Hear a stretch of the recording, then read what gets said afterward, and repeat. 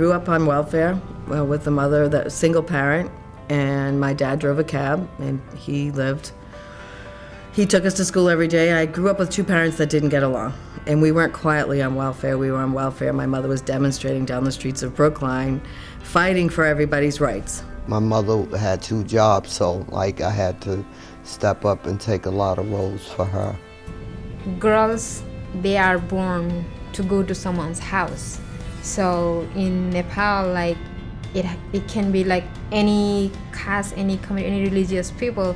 When the daughter gets married, that means she has to take care of her husband's family. I'm doing my college thing, taking classes, that sort of thing. And my mother was in and out of hospitals, and I was the youngest, so I was the one with her most of the time. Then my son was born in 2007, and he has an undiagnosed disease, and that's kind of become progressive. So there's been a lot of interruption in work, so that's been a challenge.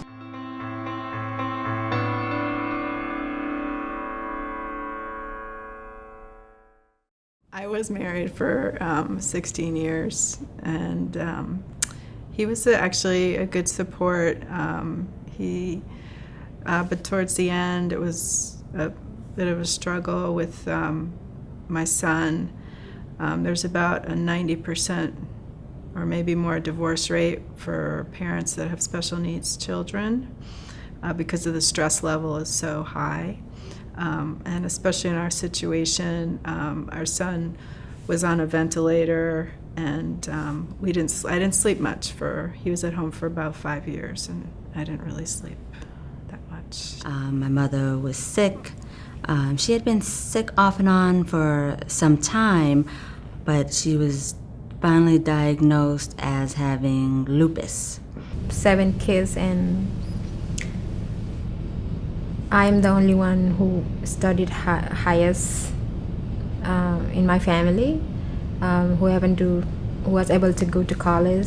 I think I was about 6. I have siblings under me, so I always had to watch out for everybody. I didn't want children at first, I was kind of scared, but as years went by, it did cross my mind. I had to sharpen my everything that if I was gonna become this parent. That I would quit college because it was just me and my mother living together, and I had to kind of find a job because I had to stop paying bills. So I married my ex-husband twice, and we met in high school, and when I met him, I knew that I was going to marry him. So when we started having physical relationships, I knew I was sleeping with my husband, so my mother couldn't get mad at me, right?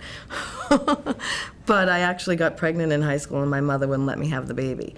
And so that was really hard for me. And and so when that wasn't allowed, and I had to have an abortion, it was like a piece of me died. And I dealt with it with drugs, and he was an alcoholic. So what kept you going through all this stuff? Knowing the person that I want to be. And when I stopped shooting heroin, I did it because, one, I saw Mike Barnacle do something on Chronicle, and he interviewed somebody in the shooting galleries in Sonoma Street. And the man he was interviewing, I had just gotten high. I was waiting for my friends to come out. I was nice, tanned, had my roller skates on, was ready to go.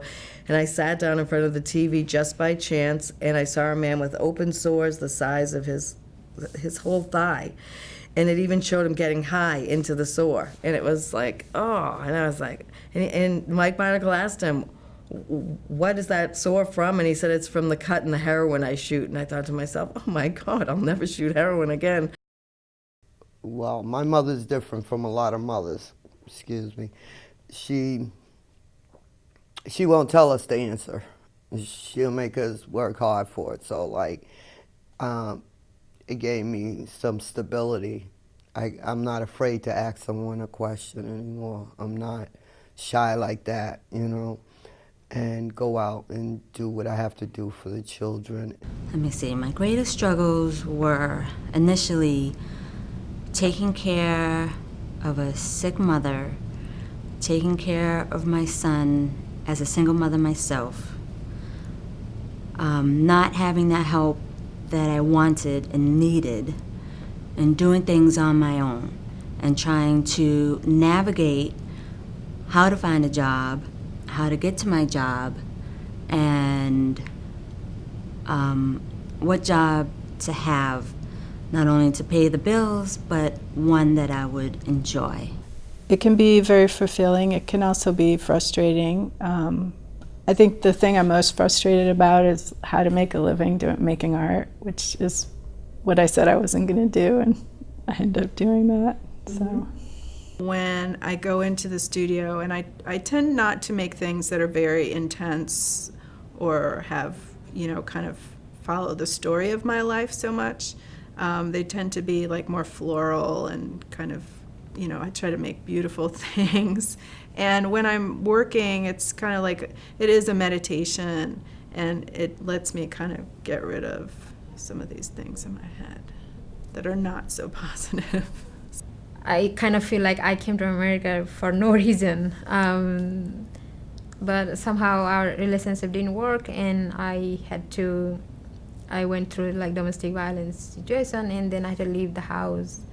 I moved from one state to another state, a completely new place that I have nobody here. David and I got divorced the first time because of his alcoholism. We had a third child in our second marriage, and and I worked hard because my parents couldn't be in the same room together. They didn't get along, and I didn't want that for my kids, so I always kept him involved in their lives.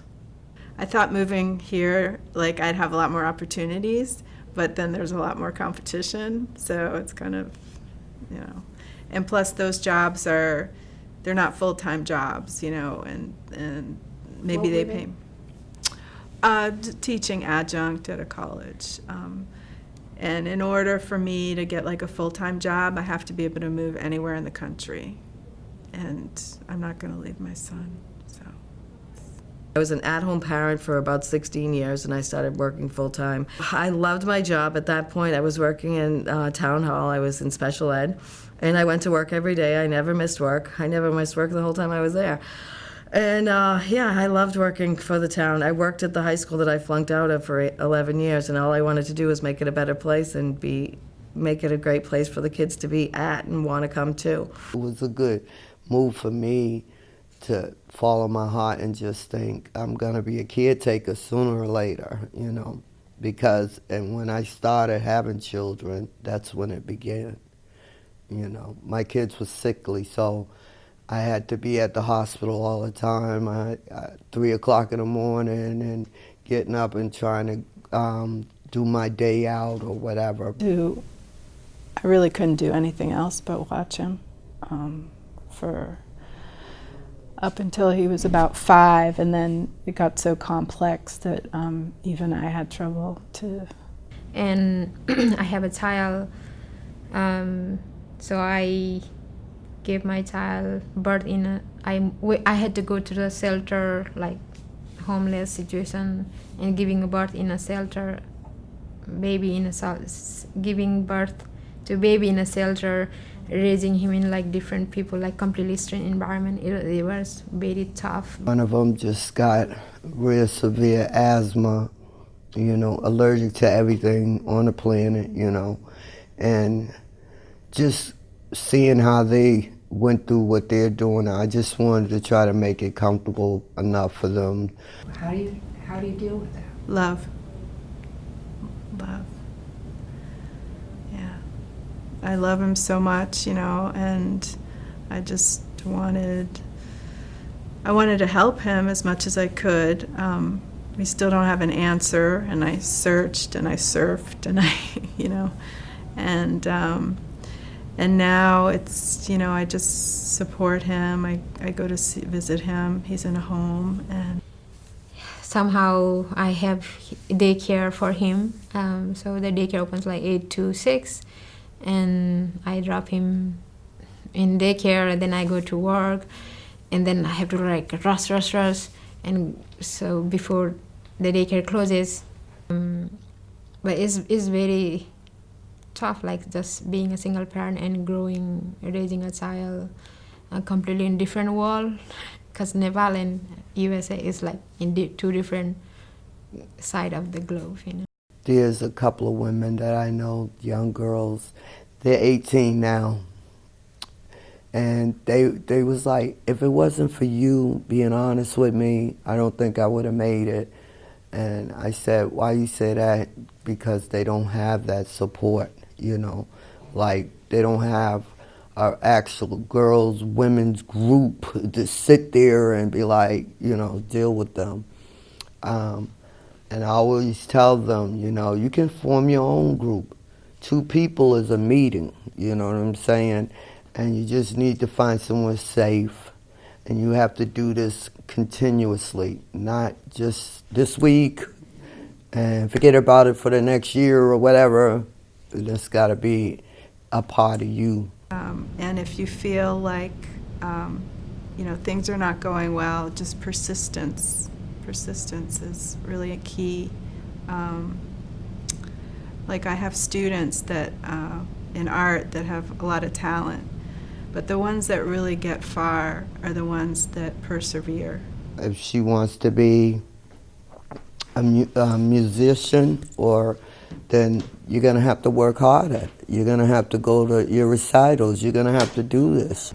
I guess what helped me most is my faith in God, because, you know, I just keep faith, knowing that everything's going to be all right. I just keep moving forward, and everything's going to be fine.